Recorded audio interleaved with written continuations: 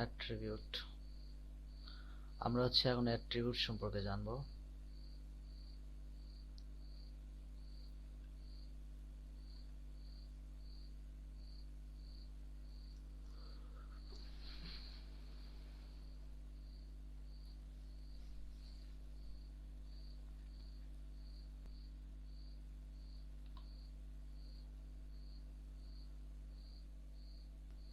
SRC এটা হচ্ছে একটা অ্যাট্রিবিউট, ইমেজের পরে ইউজ করা হয়েছে।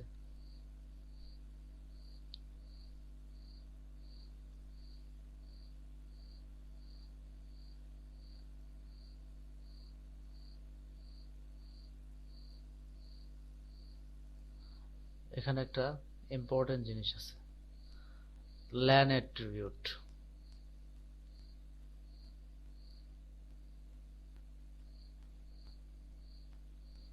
ল্যান অ্যাট্রিবিউট এখানে ইংলিশ, ইএনতে ইংলিশের শর্টকাট ইএন ইউজ করা হয়েছে, ইংলিশ ইউএস,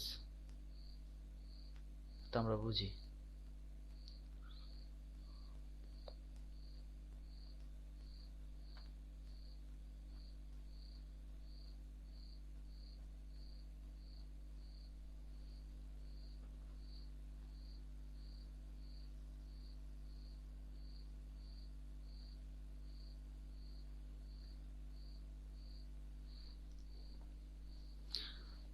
অ্যাট্রিবিউট হচ্ছে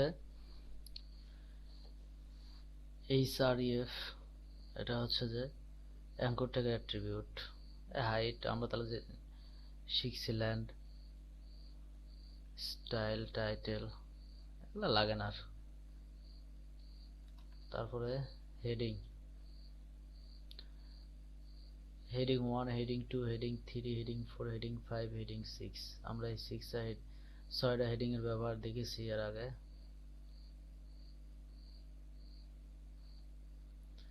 এখানে আছে স্টাইল।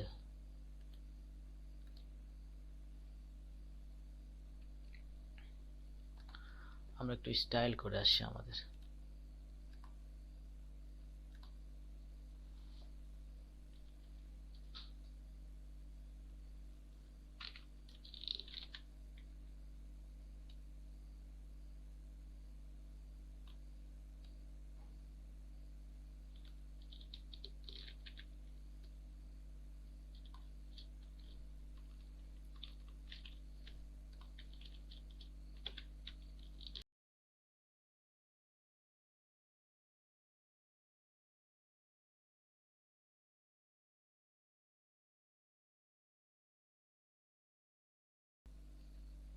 মানে ফন্টের সাইজ, এই যে ফন্টটা আছে, ফন্টের সাইজ কত দিব, 60 পিক্সেল দেওয়া আছে।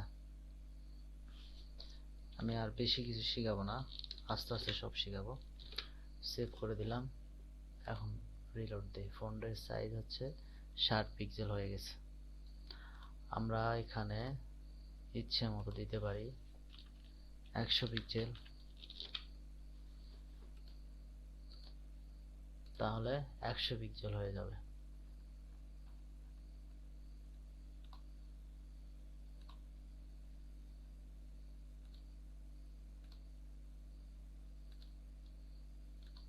আমরা তাহলে স্টাইলের ব্যবহার শিখলাম হেডিং এর ভিতরে। তারপরে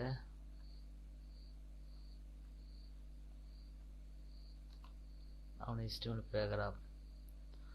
প্যারাগ্রাফের ভিতরে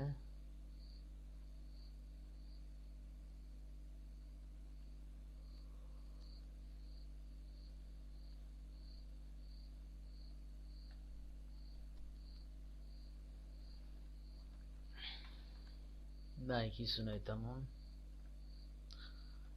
স্টাইল। এখন আমরা কালার করা শিখবো, একটু রেড কালার, ব্লু কালার, কালারগুলো করা শিখবো।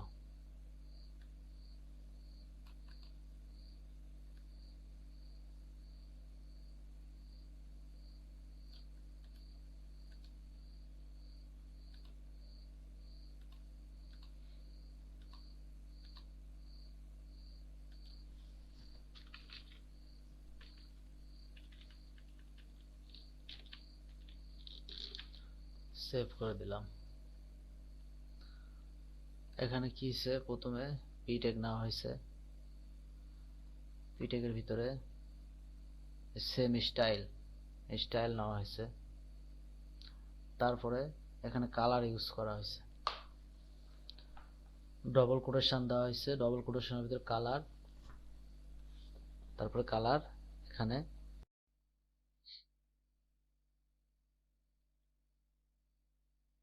Style, colour red, colour blue, font size 50 pixel, big মানে 50 পিক্সেল দেওয়া হয়েছে। আমরা এই সেম এইটাতে ইউজ করতে পারি, দেখায় উদাহরণ সহ। এটা হচ্ছে আমাদের সেই পেজের ভিতরে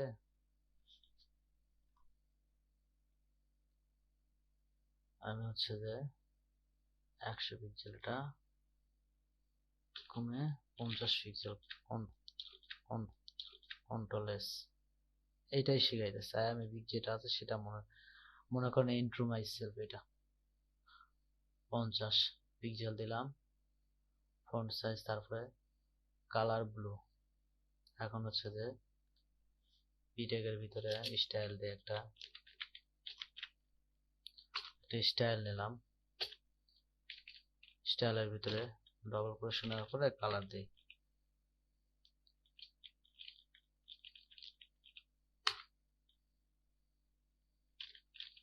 কালার রেড, তারপর সেভ করে দিলাম।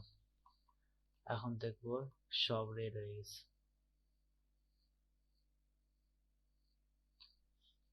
ইয়ে করে দেই, এটা দরকার নেই, সেভ করে দিলাম।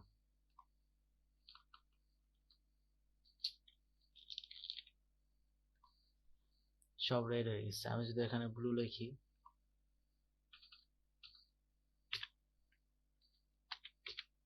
ব্লু, কালার ব্লু, সেভ করলাম,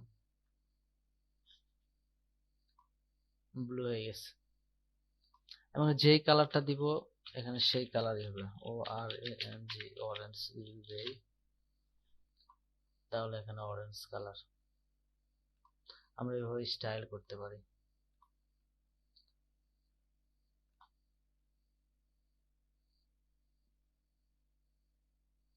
স্টাইলের করার সময় আমাদের দুইটা বিষয়ের কথা সবচেয়ে বেশি গুরুত্ব দিতে হবে। একটা হচ্ছে প্রপার্টি আর একটা হচ্ছে ভ্যালু। সর্বদা আমাদের প্রপার্টি এবং ভ্যালু ঠিক রাখতে হবে। প্রপার্টি এবং ভ্যালু ঠিক না রাখলে আমরা কখনো কাজ করতে পারবো না। তারপরে হচ্ছে যে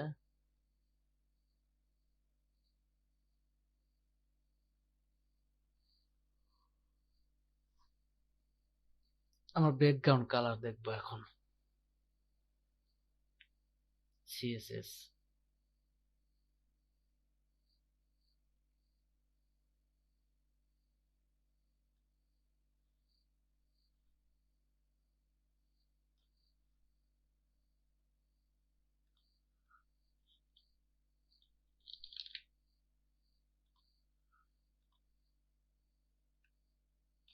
কালারের জায়গায় এখানে শুধু ব্যাকগ্রাউন্ড কালার লিখে আমি সেভ করে দিলাম।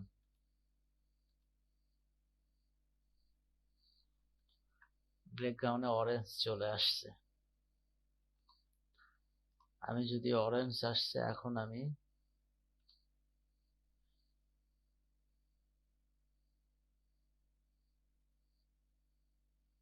ব্লু করে দিব, কালার ব্লু করে দিলাম, সেভ করে দিলাম,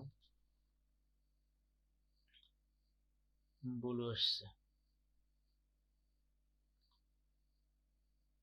রেড করে দিলাম আমি কালার,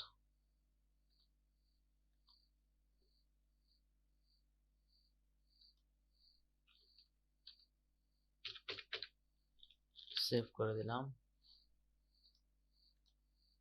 রেড আসছে। আমরা ইচ্ছে মতো ব্যাকগ্রাউন্ড কালার চেঞ্জ করতে পারি।